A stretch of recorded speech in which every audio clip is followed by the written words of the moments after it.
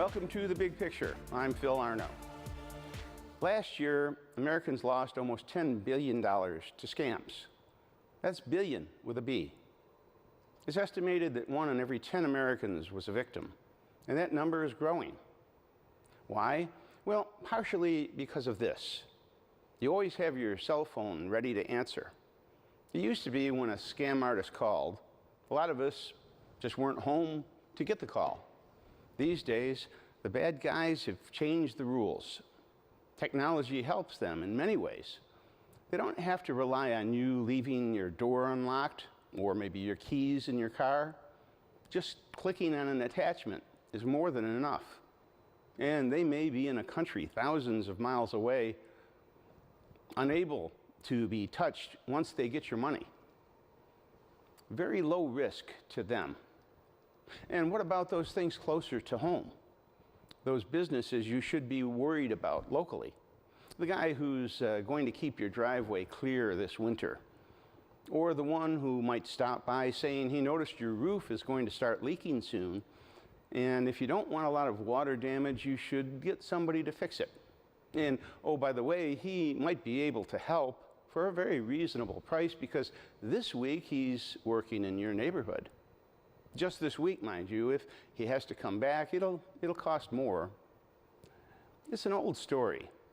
You have money, you have things that you've worked for, you're honest, you give to charity, you like everyone in Western New York, you like bargains, and you might clip coupons. You don't mind spending money, but you hate to waste it. For those people who think differently, the bad guys, they're thinking not about hard work and saving, giving, and being a good neighbor. They're thinking about taking advantage of you when you least expect it. And because you're honest and you don't think like a bad guy, chances are you never expect it. Today, on The Big Picture, those are just a few of the subjects we'll get into because my guest is Warren Clark, president of the Better Business Bureau, serving 48 counties throughout Western New York and New York State. The Better Business Bureau serving 48 counties throughout New York State. The Better Business Bureau has information about scams and shady businesses and all kinds of things that might give you problems. It continues to be the one place you can go to for help for all kinds of consumer information. Welcome to the show. Warren, there's a lot to talk about with the Better Business Bureau. People may think that the Better Business Bureau in today's information age with the internet, they may think that the Better Business Bureau isn't as relevant as it used to be, but that's not really the case. Well, not at all, Phil. Thanks for having me. The BBB today, we like to say in the office that it's not your father's Better Business Bureau. The BBB in upstate started in Buffalo in 1923, now covers 48 counties, as you said, of upstate New York. It's a dynamic $3 million a year operation. We have 750 cities, towns, and villages, over 6 million people in the geography that we represent, and some 135,000 businesses that are in the area. It's no longer a place just to file complaints. And as you talked about with the internet, actually the internet is the reason we're so relevant today, and it's also gives us the ability to serve 48 counties out of a headquarters in Amherst, New York.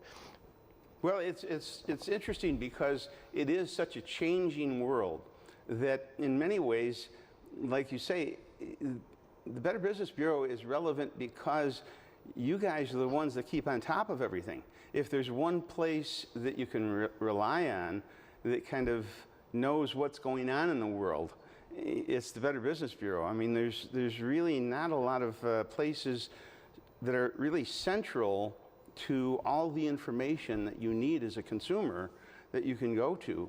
That handle scams, and you review charities to see which charities are valid, which have good ratings. There are businesses that you've reviewed, businesses that have a good reputation, bad reputation. In today's world, things move quite differently, and it's just, it's so essential to keep up with the way things move because it is so fast and because things are different than they were, a generation ago with the way the internet is. Well, absolutely. And there used to be an old commercial that an educated consumer was somebody's best customer. And we find that people most people are looking at some of what people call competitors for us, which are the review sites, the Yelp, the Angie's, the Home Advisor. And indeed, we recommend that people get as much information as they can. But the BBB is a repository of actual information. We also do the consumer reviews, but we have complaints. So that last year in our geography, we opened and closed 20,000 complaints, which means that people were looking for a specific outcome, came to us, and we were able to get some kind of a reconciliation between them. And that's, it's something that nobody else does. A lot of people think that there's three really common misconceptions. One is that we're a government organization and we get no funding from the government whatsoever. And in fact, the BBBs were founded with the concept of having businesses self-regulate so that the government wouldn't have to get involved. Another misconception is that we're a consumer organization because we take complaints against businesses. And then, of course, consumers think we're a business organization because businesses pay us. So we have about 6,700 members, accredited businesses that meet our standards, pay us, and we also report on over 50,000 companies in the geography. Our right to do the report, and actually a lot of the calls that escalate to me are businesses that for the most part are not members of ours, that don't have a good rating, or not playing by the rules, as we like to say, and they call and they have a bad letter grade, and they're concerned about their rating, and they'll say to me, if you don't stop reporting about me, I'm going to sue you. Sometimes it's the business, sometimes it's their attorney. And I try to be very nice and say, you can do that, and you can spend a whole lot of time and money, and the truth is you're going to lose, because our right to do what we do has been tested all the way to the Supreme Court, and it's been affirmed based on two basic principles. One is that we do it the same whether people pay us or not, and the other is that we use the best available public information. So we send businesses standard business questionnaires trying to find out about them. We send hundreds of them every month. Over the course of a 3-year period, we try to reach every business of the 135,000 in our geography.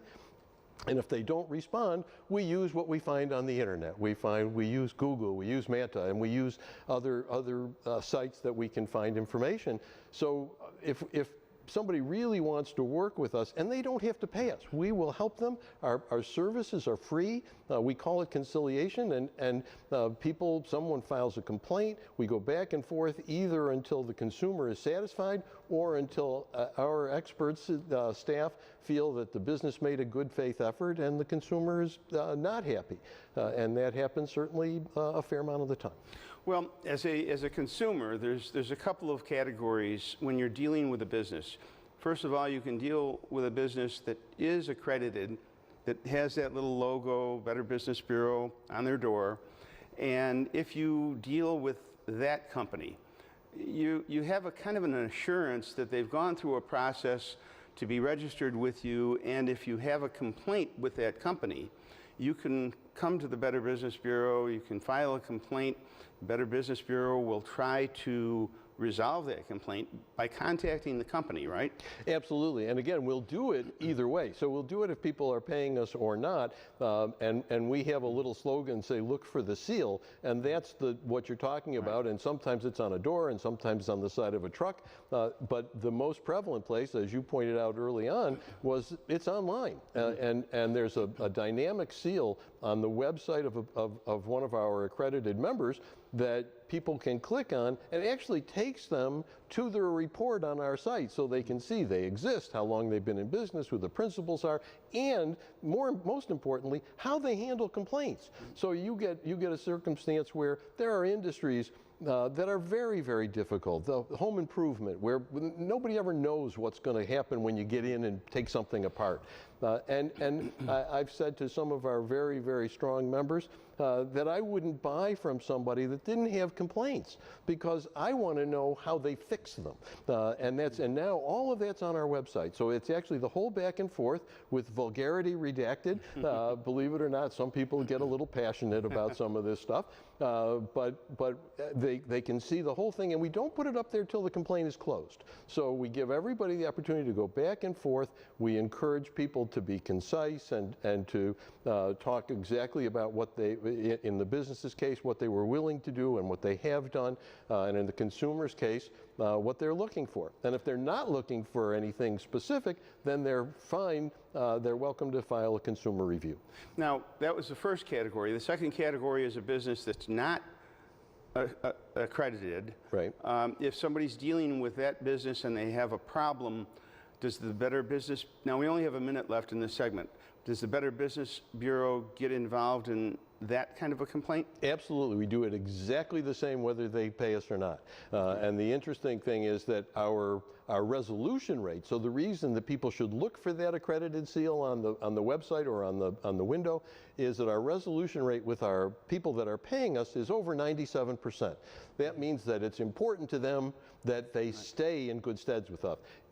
Our overall resolution rate is about 75%, which isn't horrible, but you can see there's an enormous difference between the two. So you want to look for people who are accredited and have that sticker. Right. They're pre-committed. Yeah. We have a recording saying they're going to do what they said they were going to do. Okay, well, that's it for this segment. When we come back, we're going to get into those scams a little bit. We're going to see what people go through, how they get taken. I have a recording of one typical scam that comes over the phone. We'll be back right after this.